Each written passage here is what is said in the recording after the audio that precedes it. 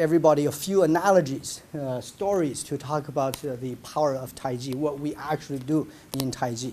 One of the stories that my master told me that I wrote about later on, is published somewhere. It's called the Master Watermelon Peel.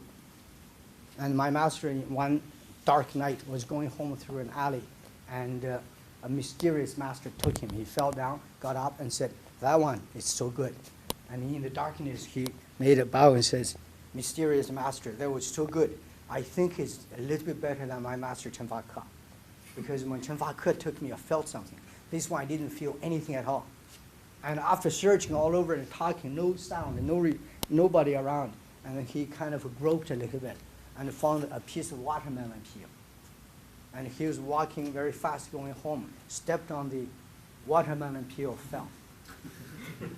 And so the moral of the story is that that piece of watermelon peel will never jump up, will never punch you, and will never even talk to you, and will never even entice you. But if you step on it, you will fall down. So that's a very, very pure Taiji tactic. It has power. That power is only limited to that. If you can see it, just go like this and talk about it, and that watermelon peel has no ability to do anything to you. But if you do not see it, you step on it, and you fall down. So this is the type of Taiji we try to learn, try to practice, try to install in our body. So everything relates to that kind of things. So my master was teaching on the Black Tiger Springs. It's a raised park. The water is below, and there is a flat area. And this young guy, a basketball player, bigger than any of you guys here, and he came and says, "Master, I saw you do all those things. Can I try?" And he tried, and Master Hong bounced him out. And he came back, and he says, "You know, you look like a little old man. How much power do you have? You just feel like you are so powerful." And Master Hong said, "Well, if you go pick up that rock and move in here, I'll sit down and tell you how much power I have." So he went, and it's a piece of rock like this, and put it down. And Master Hong went and says, "I don't like it here." And Tri says, "Oh, sorry, I can't move it. It's too heavy for me." I said, "How did you get it here?" And that's the end of the story. It's like, because the question was, "I feel like you are very strong. How much power do you have?" His answer is, "You are able to move that rock and put it here. I can't even nudge it.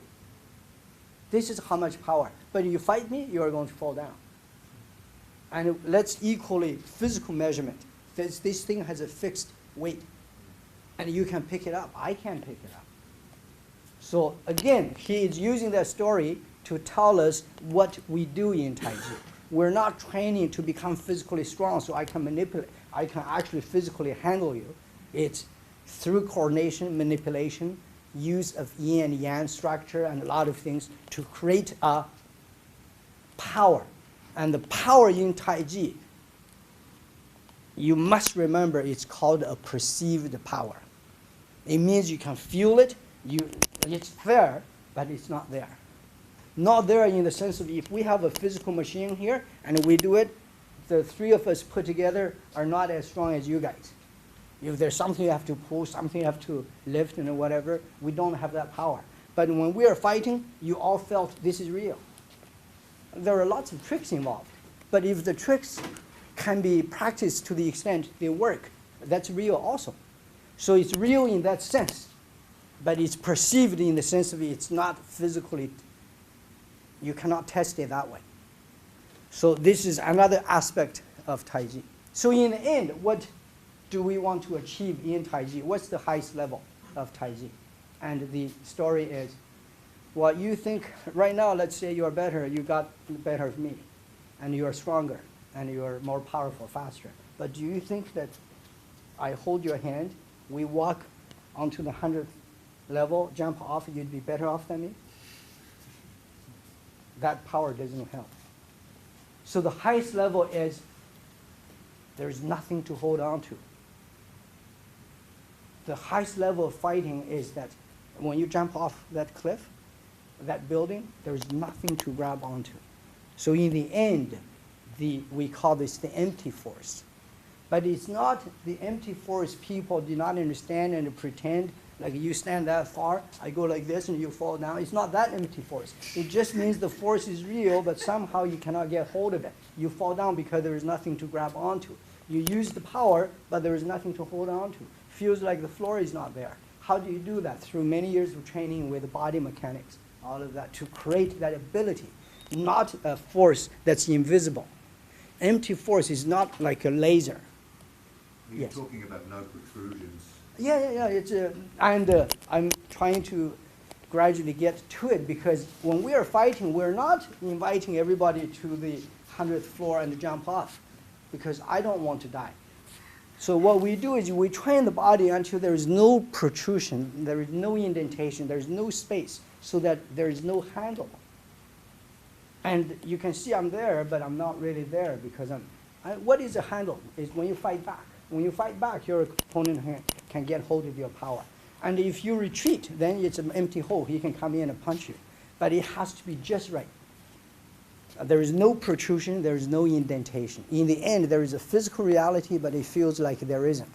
So when you hold on to a bigger ball, a ball that is larger than the, what do you call the diameter of your arms, there's no way you can pick it up. You can pick it up if it's smaller than you, you can hold it, or you can go to the bottom. So Taiji fighting is you get a stone ball, bury it halfway, try to pick it up. And always imagine this is what you do. But if you can go beyond half, it's easy. Easy in the sense of, if it's too heavy, I can train myself, or I can find a smaller ball. You can always pick it up. The method is easy. But if you bury more than 51%, how can you pick it up? As long as it's larger than your hand, larger than your two hands, it's larger. You just cannot get hold of it. So that's the Taiji method. It's how to train to gradually make sure your opponent cannot get hold of you. If your opponent can get hold of you, even when you are heavy, there are methods to overcome you. So these are the things we try to do in practical method. And the practical method is a very, very direct part of Taiji, the original Taiji. All Taiji is the same, and we are part of that. So there is, at the training level, at this level, there is no aggression. Everything is based on that. But later on in Cannon Fist, you train to fight, and that fight is still based on this. All right.